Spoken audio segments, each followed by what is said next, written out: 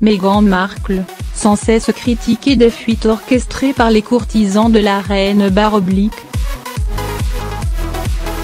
seule.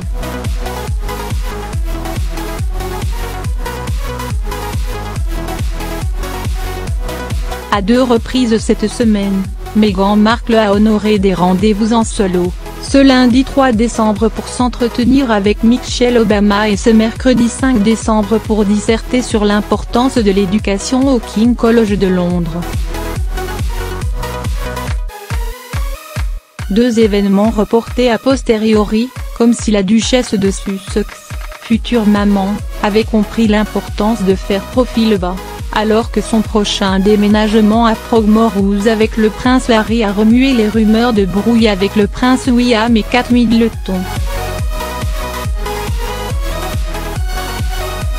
Mais l'isolement est peut-être aussi mental.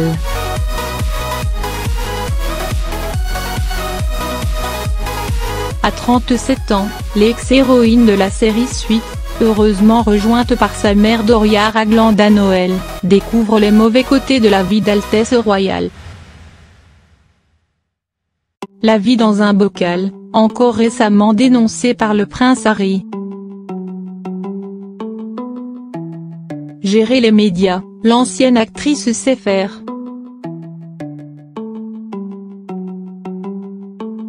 Elle a su les utiliser à son profit, par le passé. Se plier aux règles intangibles du protocole, c'est une autre affaire pour la Californienne qui a rejoint la famille royale, après s'être déjà accomplie. À la différence de Kate Middleton, formée alors qu'elle était dans sa petite vingtaine, la compagne du prince Harry a dû tout apprendre très vite. Elle y a plutôt excellé, forçant l'admiration de Sa Majesté Elisabeth I. Dans un premier temps, la famille royale s'est même enthousiasmée du vent de renouveau qu'elle faisait souffler dans les palais de la couronne. C'était compter sans les hommes en gris, entendre les collaborateurs des Windsor qui, sous prétexte d'être garants des bonnes manières et des bons usages, ont toujours brisé les tentatives d'émancipation ou de remise en question du protocole. La princesse Margaret, sœur cadette d'Elisabeth I, fut la première à en souffrir. Quand elle annonce à son aîné qu'elle veut épouser Pete Townsend, ancien capitaine de la Royal Air Force et écuyer du roi George V, la reine ose s'y opposer, dans un premier temps. Nous sommes en 1955.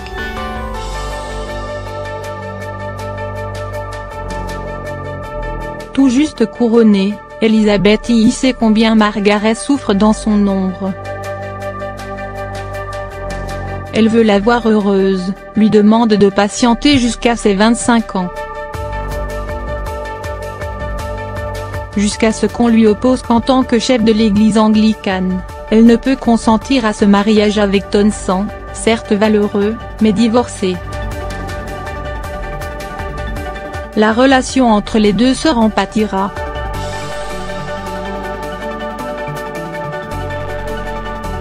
30 ans plus tard, c'est Lady Diana que les courtisans de la reine ont à l'œil.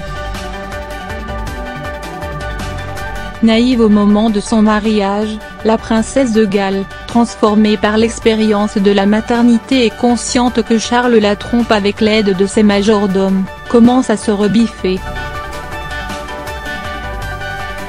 Avec Sarah Ferguson, aussi insoumise, elle trouvera même une alliée.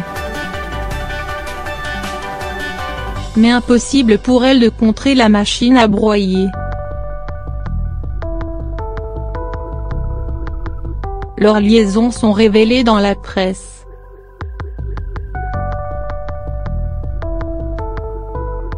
Elisabeth y veut fermer les yeux, mais doit finir par les bannir de la famille royale.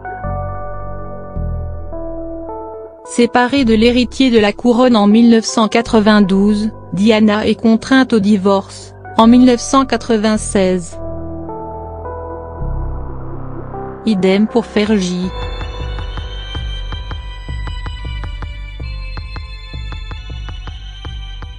Camilla Parker Bowles, grand amour de Charles, ne serait pas plus accueillie à bras ouverts. Pour les vieux courtisans, elle incarne le scandale. Mais Camilla ne flanche pas.